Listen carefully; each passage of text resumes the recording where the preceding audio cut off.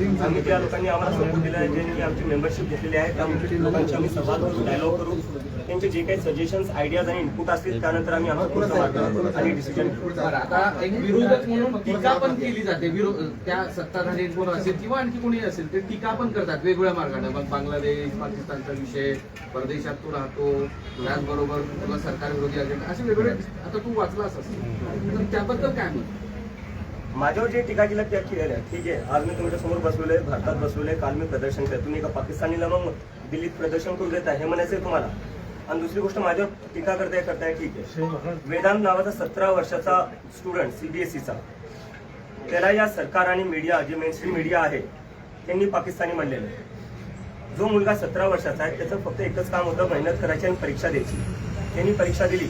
परीक्षामध्ये त्याला जेव्हा कळलं की त्याची मार्कशीट चुकीची चेक झाली, तो कारभार त्यांनी उघड आणला, तेव्हा तुम्ही त्याला पाकिस्तानी म्हणते. या देशात तुम्ही कोणाला पाकिस्तानी म्हणणार आहे? त्या वेदांतला तुम्ही पाकिस्तानी म्हणताय, जो एक सीबीएसईचा स्टुडंट आहे, मला तुम्ही पाकिस्तानी म्हणताय. तुम्ही काही पत्रकारांना पाकिस्तानी म्हणतात, तुम्ही विरोधकांना पाकिस्तानी म्हणता. मग आहे कोण? भारतीय आहे कोण? फक्त भाजपवाले आणि IT सरवाले भारतीय आहेत का? आणि आम्ही सगळे पाकिस्तानी? कधीपर्यंत चालणार आहे? तुम्ही तुमची जिम्मेदारी नीट करा, तुम्ही तुमची कामं नीट करा, आम्हाला काय बोलायची गरज पडणार आहे? तुम्ही अमेरिकेत जाणार आहात?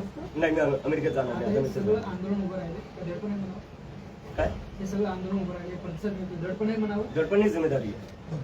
युवकांचा प्रतिसाद चांगला आहे, पण जे उच्च विचारवंत वगैरे अशा लोकांचा काही प्रतिसाद आपल्याला मिळतो, जसं प्रकाश राज वगैरे आपण एकत्रित केले आहे. सोनम वांगचुकपेक्षा मोठं कोण असू शकतो? अजून प्रतिसाद आपण मिळतो. विश्वंभर चौधरी, अंजली दामनिया काल त्यांनी समर्थन दिलेले आहे. तर असे अजून लोक आमच्याशी जुळत आहेत. प्रशांत भूषण, संजय हेगडे जे सुप्रीम कोर्टचे लॉयर आहेत तेही आमच्यासोबत जुळत आहेत. त्याला जोडण्याचं असं आहे की इतर जे विरोधातले पक्ष आहेत काँग्रेससारखे, ते उघडपणे पाठिंबा देताना दिसत नाहीत. काही संपर्क झालाय का या काळात? नाही, काही संपर्क नाही झाला. जर ते संपर्क केला त्यांनी, ते पाठिंबा दिला तर घेऊ इच्छितो. ज्यांना युवकांच्या मुद्द्यावर आम्हाला पाठिंबा द्यायचा आहे त्यांनी आम्हाला पाठिंबा देऊ शकतात, कारण की आम्ही कोणा एका पक्षासाठी करत नाहीये, आम्ही युवकांसाठी करतोय. ज्यांना युवकांची काळजी आहे ते आम्हाला पाठिंबा देऊ शकतात. आपला माझी पक्ष आहे आम आदमी पार्टी, त्यांनी काय पाठिंबा वगैरे दिला किंवा त्यांच्या काही संपर्कात आहे आपण? संपर्कात नाही, पण मी जसं आधी म्हणलं, ज्या पक्षांना किंवा लोकांना युवकांची काळजी आहे आणि युवकांच्या मुद्द्यांवर थोडंफार काही वाटत असेल त्यांना, तर त्यांनी आम्हाला समर्थन द्यावं. कारण की आमची जी पूर्ण मुव्हमेंट आहे ती सगळे जे युवक आहे ज्यांच्यासोबत शिक्षणात काही चांगलं होत नाही, शिक्षण व्यवस्था आपली कोलॅप्स झाली आहे, बेरोजगारी आपल्या देशात मागच्या 40 वर्षात सगळ्यात जास्त आहे. आज आपल्या देशात 50 लाख ग्रॅज्युएट दरवर्षी निघतात. त्या 50 लाख ग्रॅज्युएटपैकी फक्त 20 लाख ग्रॅज्युएट्सला नोकरी भेटते, बाकीचे 30 लाख जे ग्रॅज्युएट्स आहेत त्यांना नोकरी भेटत नाही. तर या मुद्द्यावर ज्यांना आवाज उठवायचा आहे आणि ज्यांना समर्थन द्यायचं आहे ते आम्हाला समर्थन देऊ शकतात. केजरीवालांनी काही संपर्क नाही, या मुवमेंटचं काही पॉलिटिकल मध्ये परिवर्तन होईल? ही पॉलिटिकलच मुव्हमेंट आहे सर. या देशात प्रत्येक गोष्ट पॉलिटिकल आहे. पॉलिटिकल फक्त 5 वर्षातून एकदा मत देणं म्हणजे पॉलिटिक्स नसतं. पॉलिटिक्स म्हणजे तुम्हाला 5 वर्ष ज्यांना मत दिले त्यांना प्रश्न विचारणं पॉलिटिक्स असतं. तर हे पॉलिटिकलच आहे. आपण मतदानाच्या पॉलिटिक्स मध्ये उतरणार? ते मी जसं तुम्हाला प्रवीण आधी सांगितलं, खूप लोक आहेत सगळं बोलायला. 15 दिवस कालच्या भाषणात पण म्हणालं होतं की भीती, आणि प्रत्येकाच्या मनात भीती आहे की रस्त्यावर उतरलं तर काय होईल, आपण आंदोलन केलं तर काय होईल. ती भीती अजूनही मनात आहे का? पुढं या भीतीला सगळं दूर करून पुढं एकसंघ मला काल वाटतं की युवकांनी उत्तर दिलेलं आहे, ते आता घाबरत नाही. आणि त्यामुळेच काल जंतर मंतरवर आपण एवढी गर्दी पाहिली, पूर्ण जंतर मंतर भरून गेलं होतं. ते एक मेसेज होता की आजचा तरुण आता घाबरणार नाही या सरकारला. याला जोडून एक प्रश्न आहे. काल तुम्ही आंदोलनात पण बोललात की आईवडिलांची भीती, तुमची आणि आईवडिलांची भेट झाली, तर ती भीती दूर झाली काय वाटतं? नाही, माझ्या आईवडिलांना भीती वाटतेच थोडीफार. मी त्यांना सांगतो घाबरायची गरज नाही, कारण की आता मी एकटा आणि लाखो तरुण माझ्यासोबत जुडलेले आहेत. काय जंतर मंतरवर इतके हजारो तरुण आलेले होते. आणि जे काही आई वडील बघत असतील मी त्यांना सांगू एक मेसेज त्यांच्यासाठी आहे. मला माहिती आहे जेव्हा तुमचे लेकरं काही राजकारणावर बोलत असतील किंवा सरकारला प्रश्न विचारत असतील तेव्हा तुम्हाला भीती वाटत असेल. तुम्ही लेकरांना सांगत असाल की काही बोलू नको, तुझ्यावर केस करतील किंवा तुझ्यावर काही आरोप लावतील किंवा तुला आत टाकतील. घाबरू नका. तुम्ही घाबरतात, या सरकारला प्रश्न नाही विचारत. त्यामुळे आज नीट CBSE सारख्या भानगडी होत आहेत आणि त्यामुळे आपल्या लेकरांचं जे भविष्य आहे ते उद्ध्वस्त होतं. जोपर्यंत आपण प्रश्न विचारणार नाही, जोपर्यंत आपले जे मुलं आहेत ते बोलणार नाही, तोपर्यंत हे सिस्टम काही नीट होणार नाही. सिस्टम नीट करायचं म्हणजे आधी आवाज उठवावाच लागेल. भाऊ 1 मिनिट, तुम्ही मराठवाड्यात आलेले आहात, युवकांच्या प्रश्नांवरती मनोज जरांगे पाटील सुद्धा जे आहे अनेक दिवसांपासून झटत आहेत, तर त्यांची तुम्ही भेट घेणार आहात का किंवा समर्थनासाठी किंवा काही गोष्टींसाठी चर्चा करणार आहात? आज सकाळी 6लाच घरी पोहोचलो. मला थोडा वेळ तर द्या, मला आधी माझ्या आई वडिलांसोबत तरी बसू द्या. काँग्रेसच्या ज्येष्ठ नेते आहेत यशवंत ठाकर ते म्हणतात की प्रॉपर जनता पार्टीची विचारधारा ही काँग्रेसची जुळती मिळते आहे त्याकडे आयडियोलॉजीचा प्रश्न उपस्थित आमची जे इन्स्पिरेशन आहे जसं मी आधीपासून म्हणत आलेलो आहे, महात्मा गांधी, आंबेडकर, नेहरू, भगतसिंग. आणि मला वाटतं की आयडियोलॉजी कुठल्या एका पार्टीची नाही किंवा कुठल्या एका माणसाची. देशात आपले सगळेच असे आहेत. महाराष्ट्रच बघायला गेला तर सगळ्यात जास्त प्रोग्रेसिव्ह लिबरल आपला महाराष्ट्रच आहे. ती आयडियोलॉजी मला वाटतं सगळ्या महाराष्ट्राचीच असू. या पुढच्या काळात देशभराचा दौरा करणार आता? त्याच्यावर आम्ही हे विचार करतोय आणि लवकरच करूया. लवकरच करू. ये ना अल्टीमेटम दिया है सरकार मोबाइल को थोड़ा खाली है ना दादा इस्तीफे के लिए। ये ना ये ना अगर वो अल्टीमेटम पूरा होता नहीं होता है वो इस्तीफा नहीं देते साहब मोबाइल नीचे ले थोड़ा हम फिर से आंदोलन शुरू करेंगे और फिर से हम अपना धरना देंगे. धर्मेंद्र प्रधान जी का इस्तीफा देने से क्या प्रॉब्लम सॉल्व होगा? क्या सेंट्रल गवर्नमेंट ने इसमें और स्टेप्स इनिशिएट करने की जरूरत है, क्योंकि एजुकेशन जनरेशन पे इम्पैक्ट करता है एक पीढ़ी पे. मैं आपसे पूछना चाहता हूँ, एक मेरा सीधा क्वेश्चन, सिस्टम कैसे ठीक होगा जब कोई जिम्मेदारी लेने को तैयार नहीं है? अब बताइए मुझे, पहले जिम्मेदारी तो लेनी पड़ेगी ना. कल को आप किसी कंपनी में काम करते हो, उस कंपनी में नुकसान हो रहा है उस कंपनी का आपकी वजह से, क्या वो नुकसान फायदे में बदल सकता है जब तक आप रिजाइन ना करो?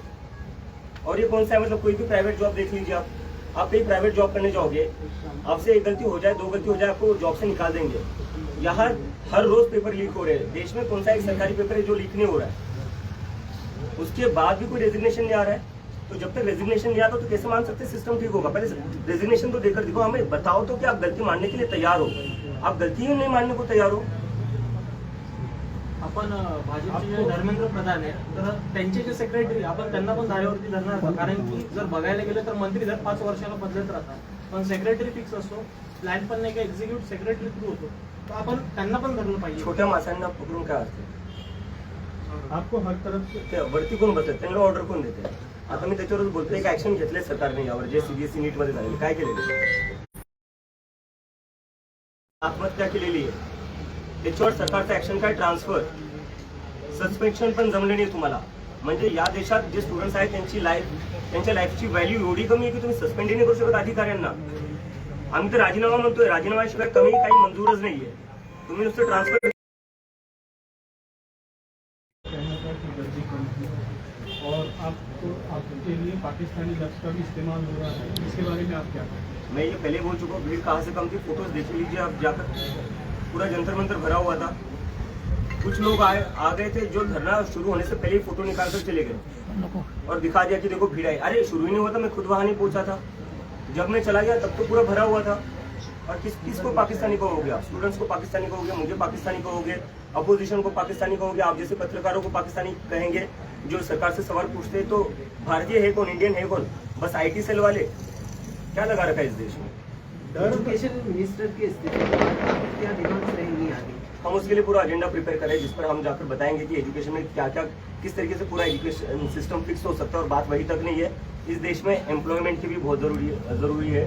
हम देख रहे हैं 10-12 साल में, जो पिछले 10-12 साल में जो इंडिया का पॉलिटिक्स रहा है, हिंदू मुस्लिम कर रहे हैं. उस हिंदू मुस्लिम से किसी को जॉब नहीं मिलती है, उस हिंदू मुस्लिम से किसी की एग्जाम अच्छी नहीं जाती. तो वो सारा फोकस बदलना पड़ेगा. सरकार का जो प्रायोरिटी वो बदलना पड़ेगा, फोकस बदलना पड़ेगा. जब एम्प्लॉयमेंट की बात होगी, जब एजुकेशन की बात होगी, तब कहा जाकर देश सच में प्रोग्रेस कर सकता है. क्या आपको लगता है कि जर्जिस की वजह से जो नियर बाय कंट्रीज है वहाँ पर रेवोल्यूशन हुआ है, तो इंडिया में भी हो सकता है?